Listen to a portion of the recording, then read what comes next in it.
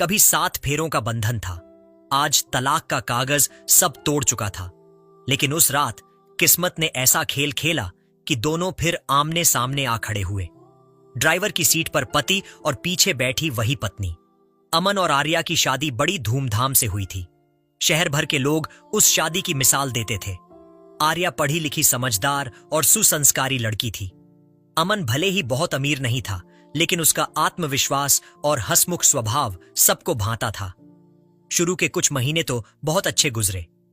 अमन और आर्या एक दूसरे का हाथ थामे हर मुश्किल का सामना करने का सपना देखते। लेकिन वक्त के साथ साथ सपनों की चमक धुंधली होने लगी। अमन को नौकरी में स्थिरता नहीं थी। कभी एक जगह काम करता, कभी दूसरी जगह, कभी हफ्तों घर बैठा रहता। आर्या बार बार कहती, अमन, जिंदगी ऐसे नहीं चलती। हमें भविष्य के लिए कुछ सोचने की जरूरत है। धीरे धीरे बहसें झगड़ों में बदलने लगी। छोटी छोटी बातों पर तकरार इतनी बढ़ गई कि घर का माहौल कड़वा हो गया। आर्या की सहशक्ति टूट गई। उसने साफ कहा, अगर तुम्हें जिम्मेदारी निभानी नहीं आती तो यह रिश्ता भी बोझ है। आखिरकार रिश्ते में इतना जहर भर गया कि दोनों कोर्ट पहुंच गए। तलाक हो गया। तलाक के बाद आर्या ने नौकरी पकड़ ली। वह मेहनती थी, इसलिए जल्दी ही उसे प्रमोशन मिलने लगे। उसने अपने आप को काम और सपनों में डुबो दिया। लेकिन दिल के किसी कोने में दर्द हमेशा बना रहा। कभी वह सोचती, काश अमन ने मेहनत की होती तो शायद आज हमारी जिंदगी अलग होती। दूसरी ओर अमन के हालात और बिगड़ गए। नौकरी कहीं टिकती नहीं, खर्चे बढ़ते गए, घर वालों ने भी साथ छोड़ दिया। आखिरकार पेट पालने के लिए उसने एक पुराना ऑटो रिक्शा किराए पर लेकर चलाना शुरू कर दिया। दिन रात सड़कों पर भटकना, यात्रियों की आवाजें सुनना, धूल धूप झेलना, यही उसकी किस्मत बन गई। एक बरसाती शाम थी। सड़कें गीली थीं। लोग जल्दी जल्दी घर लौट रहे थे।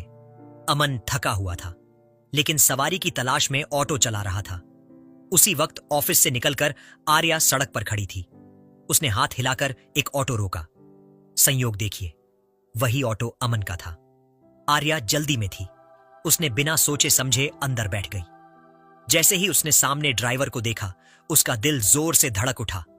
आईने में नजरें टकराई। वो अमन था, उसका पूर्व पति, जिसके साथ उसने कभी सपने देखे थे और फिर तलाक लिया था। दोनों के होंठ सूखे रह गए, लेकिन आंखों में कई सवाल तैर रहे थे। कुछ पल का सन्नाटा ऐसा था मानो वक्त थम गया हो। अमन ने गला साफ किया और बस इतना कहा, कहां जाना है? आर्या ने धीरे से पता बताया, मगर उसकी आवाज कांप रही थी। रास्ते में ट्रैफिक जाम हो गया। बारिश तेज हो रही थी।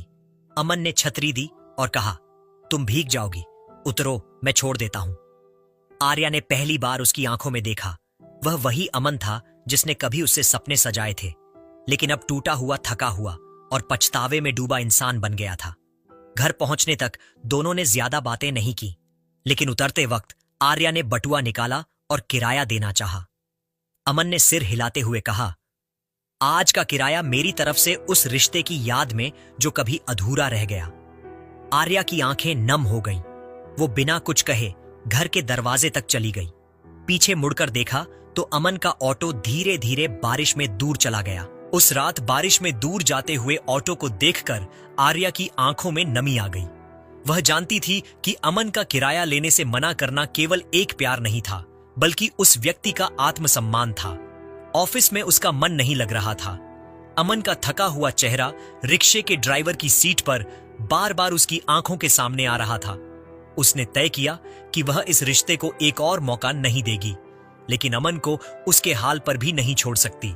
उसने दूसरी मुलाकात का इरादा बनाया। आर्या ने हिम्मत जुटाई और उस इलाके के ऑटो स्टैंड पर गई जहां से उसने अमन का ऑटो पकड़ा था।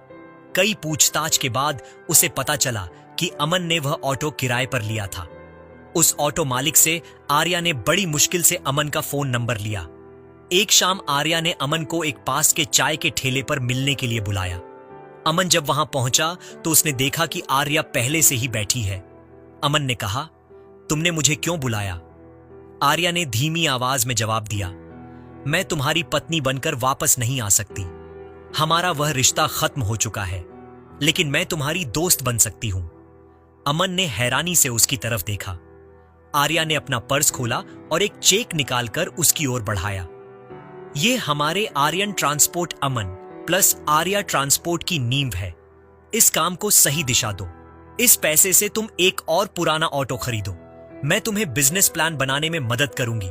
तुम मुझे यह पैसा तब लौटाना जब तुम पूरी तरह से खड़े हो जाओगे। अगले कुछ महीनों में अमन ने अपने काम को एक मिशन बना लिया। वह सुबह ऑटो चलाता और शाम को आर्या के साथ बिजनेस के कागजात देखता। 1 साल बाद आर्यन ट्रांसपोर्ट के पास 3 ऑटो रिक्शा और एक छोटा दफ्तर था। एक दिन अमन ने आर्या को अपने दफ्तर बुलाया। उसने उसे एक लिफाफा दिया जिसमें पूरी कर्ज राशि का चेक था। आर्या ने चेक की तरफ देखा और मुस्कुराई। ब्याज कहां है अमन?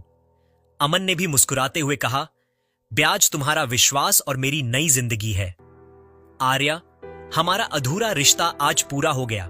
7 फेरों से नहीं बल्कि सम्मान और दोस्ती की इस नई नींव से उन्होंने पहली बार हाथ मिलाया। एक ऐसा बंधन जो प्यार से ज्यादा मजबूत और तलाक से ज्यादा टिकाऊ था। अमन ने अपने आत्मसम्मान की जीत हासिल की और आर्या ने महसूस किया कि उसने एक अच्छे इंसान को खोया नहीं बल्कि उसे बेहतर बनने में मदद की।